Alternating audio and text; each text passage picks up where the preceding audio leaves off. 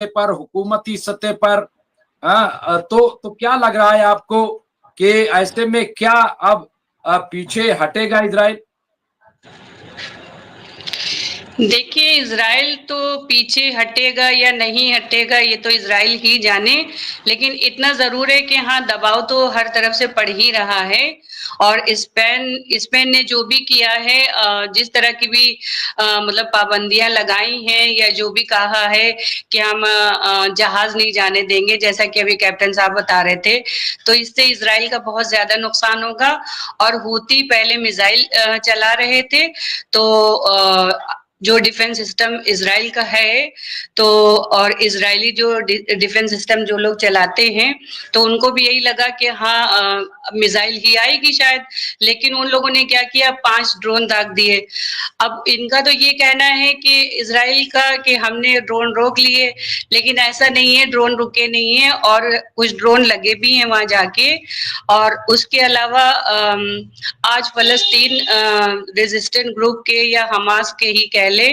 कुछ लड़ाके जो मरकावा, कुछ लड़ाके नहीं बल्कि एक लड़ाका मरकावा टैंक पे चढ़ गया था,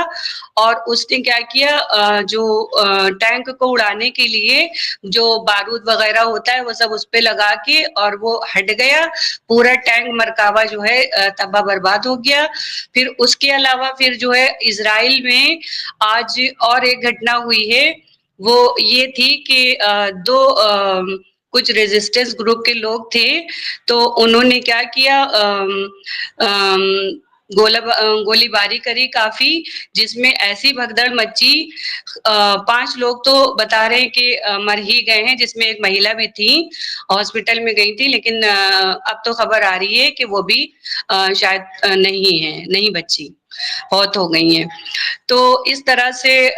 इज़राइल तो खैर गिरता जा रहा है, पूरी दुनिया में हर तरफ से गिरता जा रहा है, और धीरे धीरे जो भी मतलब इज़राइल के लिए सिंपैथी थी लोगों के दिल में, वो अब जो है खत्म भी हो रही है, चाहे वो कंट्रीज हों, चाहे वो इंसान हो, या कोई ग्रुप हो, एनजीओज हो, या सोसाइटीज हो, कुछ भी हो, जैसे भी हो, लेकिन इज़राइल के लिए जो पहले लोगों के दिल में इज्जत थी, जो मतलब रिस्पेक्ट थी, वो अब धीरे धीरे खत्म हो रही, क्योंकि जिस तरह से ये इन लोग इनह्यूमन वर्क कर रहे हैं यहाँ पे गजा में, तो सभी लोग देख रहे हैं क्या हो रहा है, जेनोसाइड कितना बड़ा कर रहे हैं, कितने लोगों को मार रहे हैं। तो इस वजह से धीरे धीरे करके इज़राइल गिरता जा रहा है। और जैसा कि अभी कैप्टन साहब भी बता रहे थे कि डोनाल्ड ट्रंप ने धमकी दी है कि ये अब हम आखिरी बार कह रहे हैं हमास से कि समझौता कर ले, और इज़राइल ने हमारी शर्तें सारी मान ली हैं। लेकिन हमास से मेरा ये कहना है कि हम आखिरी बार कह रहे हैं कि मेरी ये शर्तें जो भी हैं वो मान लें, और शर्त ये है कि फौरन के फौरन एक ही बार में सारे जितने भी कैप्टिव्स हैं उनको जो है हमास छोड़ दे,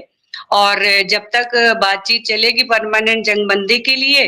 या तो जब तक ऐसा करेंगे हम कि हम कह देंगे इज़राइल से कि कोई भी हमला, कोई भी गोलाबारी वहां पर गजा में, फलस्तीन में नहीं होगी। लेकिन अब इसका तो कोई वो नहीं, हाँ, कहने लगे इसकी हम गारंटी लेते हैं, लेकिन इसका तो कोई प्रूफ नहीं है कि इज़राइल चाहे तो एक ही दिन में बातचीत बंद कर दे, तो अगले ही दिन से फिर से गोलाबारी होने लगेगी और बॉम्बिंग होने लगेगी। तो अब ये तो हमास के ऊपर है, वो ये शर्तें मानता है कि नहीं मानता है, क्योंकि हमास की भी शर्तें ऐसी तो थी नहीं, पहले दूसरी शर्तें थी।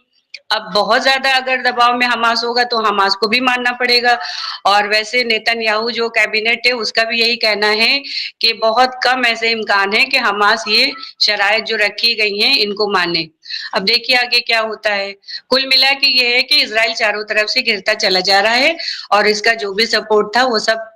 खो गया है, और अमेरिका में भी यही होने वाला है अब। जी डॉक्टर साहब। बिल्कुल, और बड़ी खबर ये आ रही है इस वक्त के, बड़ी